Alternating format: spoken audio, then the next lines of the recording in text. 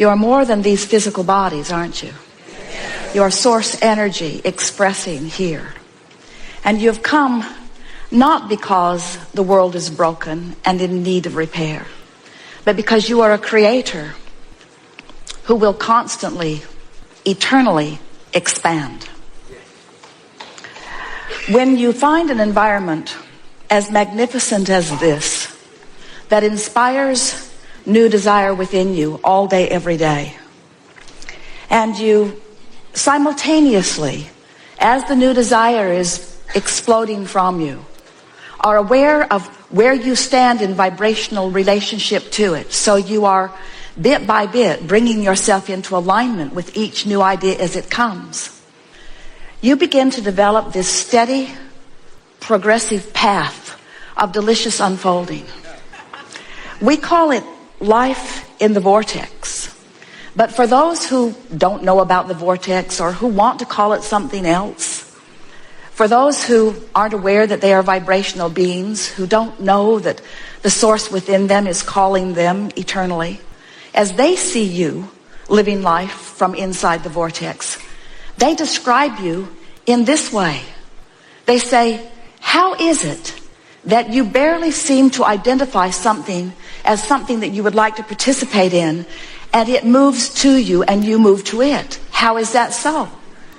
As they observe you, they say, how is it that you are so clear-minded that a question occurs, but almost as soon as the question has been formulated within you, the answer begins to come? How is it that the answers are so fast on the heels of your questions? What is up with you, they want to know. How is it, they say, that you can barely tip your toes into something that would be remotely recognized by many others as a problem, but before you even get your feet wet, the solution begins to show itself to you?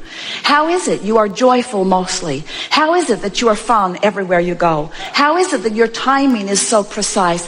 How is it that you maintain your physical vitality? How is it that you seem to move through time without decline? How is it that you remain physically focused, and yet there is something about you that seems otherworldly? And to most of them who are not ready to hear what you say about the vortex, you say to them something that is softer and simpler. You say, well, I have a philosophy of life that is serving me well. I believe in the well-being that surrounds us. I believe it is dominant. And because I believe it is dominant, I look for it. I focus upon it everywhere I look. And because I look for it, I find it. And when I find it, I focus upon it. And as I focus upon it, I practice the vibration of it until it's the only thing that can find me. I live in a world of well-being predominantly because well-being is what I look for. In fact, I have a mantra, you might say to them. Today, no matter where I'm going, no matter what I'm doing, no matter who I'm doing it with, it is my dominant intent to look for what I'm wanting to see.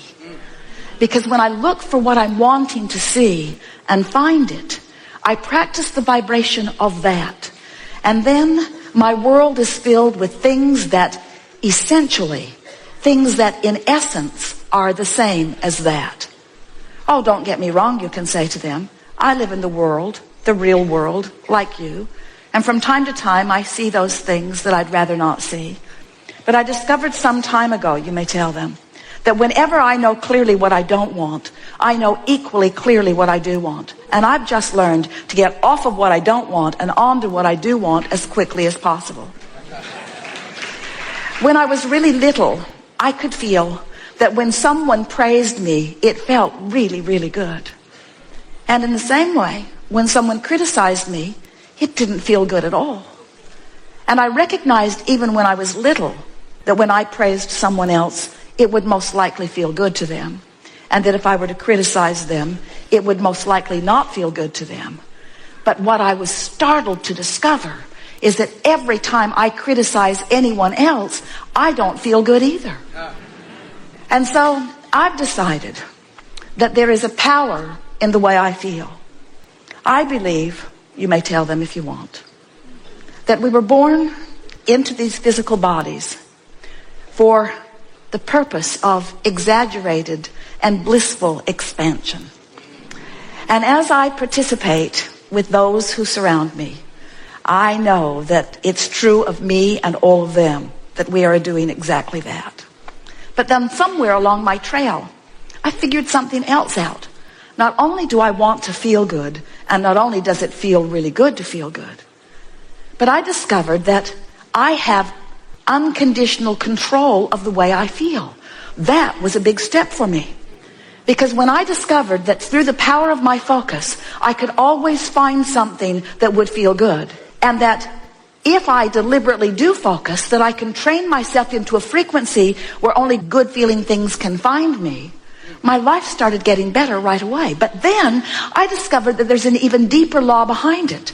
I finally figured it out. I figured it out through my own trial and error, through my own exposure of my own life to the details that surrounded me. I figured it out that when I am in a moment of appreciation, it feels like the fullness of all that I am is right there appreciating with me. It's as if everything in the heavens is opened up to me, and my ability to see the positive aspect of whatever I am defining becomes fuller and greater. And I also discovered that if I do find something to criticize, it's like I empty out of me. It's like I go somewhere where the larger part of me does not go. So once I got wind of that, once I started figuring out that I am in harmony with that which is source, in my joy and in my love and in my praise, and I'm out of harmony in my criticism, in my anger, in my fear, I began to recognize that I was born with this guidance system, that this system within me to let me know not just how to get the most beautiful things in the world. I don't think that is really my purpose, although I don't mind getting it. I discovered that I was born with a guidance system to help me keep up with me. And I discovered that in any moment in time that I'm not keeping up with me, I can't bear it. For a long time, I thought that my negative emotion was because of something that somebody else was doing. And I cannot tell you how liberated, these are your words to them, I cannot tell you how liberated I was when I discovered that I hold the keys to my own freedom.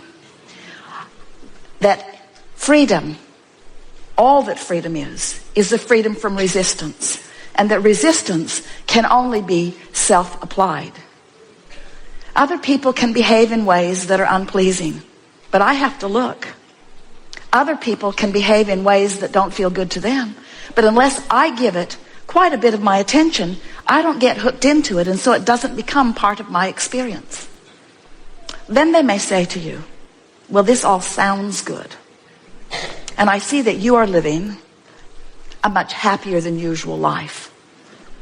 But what can I do? How can I get into a better feeling place when I have this that is bothering me and this that is a crisis and these things that have gone wrong? How can I focus upon positive things when there is so much around me that is not positive? And then you say, if you want to, well, I don't know about you, but I decided that it was just a choice that I would have to make. That I could focus upon the problems of the world and perpetuate those.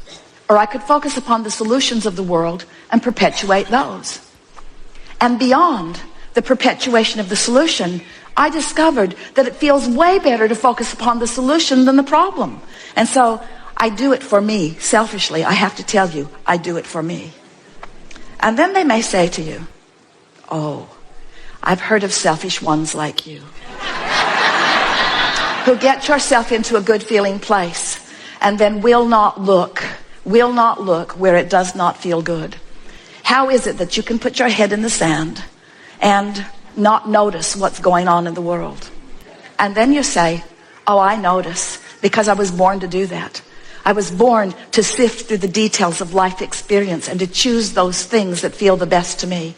And so I want you to know, you can say to them, that I see plenty of things that I don't want to perpetuate, but I don't get hung up in the vibration of that anymore. I move quickly from what I don't want to a statement of what I do want. And then I do my very best to practice the vibration of what I want. A lot of my friends don't want to hang around with me anymore, because when they want to complain and I don't listen with any sort of sincerity, they are annoyed. Sometimes they even get their feelings hurt. And then I discovered something that kept them from getting their feelings hurt. I started practicing it one by one with friend after friend, with family members, with friends, even with people that I was just meeting standing in line someplace. I began to practice this. It goes like this. So they would say, how about that? I sure don't like that. And I would say, yes, but how about this? This is much better. At which point they would say, man, are you blind? Can't you see what's going on?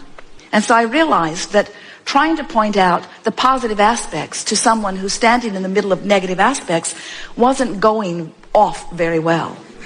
In fact, it just annoyed them and made them determined to not be with me. So I decided I had to go underground with it for a while. I decided that I couldn't be so overt about it. I couldn't be so in their face about it.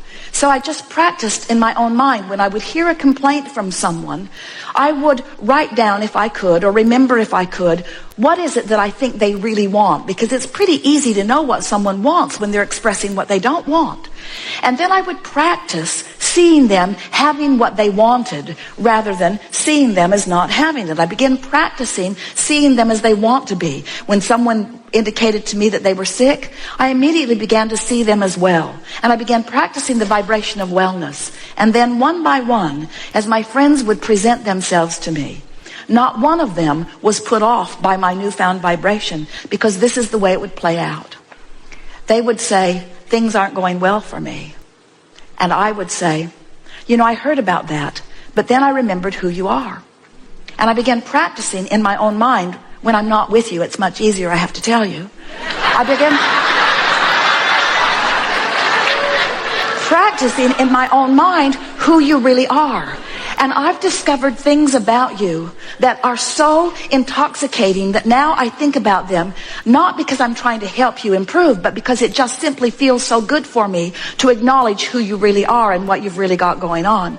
And this is the list I've made about you. These are the positive aspects of your life. This is who I know you truly to be. This is how I see you. This is how I know you. And this is why I love you, you see. It is our promise to you that as you begin practicing the positive aspects of circumstances and events, of governments, of other governments, of political parties, of people that you know, of family members, of your mothers and your fathers and your children, of your friends, of people that you have formerly called your enemies, as you begin to tune yourself to what this time-space reality is helping you to put in your vortex about them. You see, these aren't just people running around annoying you or pleasing you. These are people running around causing you to build a vortex version of you. They are the reason that you are expanding. And so when they are the reason that you're expanding and you look back at their trouble, now you're extra mad at them because first they caused you to expand and now they're holding you back from your expansion. What we want you to realize is that no one can hold you back. There is no assertion in this attraction-based universe. It is all attraction. And so as you begin to play with this a little bit, as you accept that you are vibrational beings first and foremost, as you acknowledge that you and everyone that you are interacting with is causing you to build this magnificent vortex of creation, and that the source within you dwells there and experiences the fullness of all that you have asked for. And as you, little by little, tune yourself to the frequency of that vibration, what you will begin to notice first is that you just feel better. The edge will just lift up off of you. Next, you'll begin to notice that wonderful ideas are flowing to you. You'll begin to notice that your memories of your past are changing, where the good memories are coming forward and the memories that were not so good fade, and you can hardly remember them at all. You'll begin to notice that people around you are on your vibrational wavelength. You'll begin to notice that you're thinking something and someone right next to you, even somebody that you don't know very well, will verbalize it, and you'll look at them and feel such camaraderie, such harmony, such co-creative connectivity. You'll say to them, "You may not believe this, but I was just thinking those exact thoughts." We are so on the same vibrational wavelength. And then not only will the ideas flow, but connections of all kinds will begin to appear in your experience.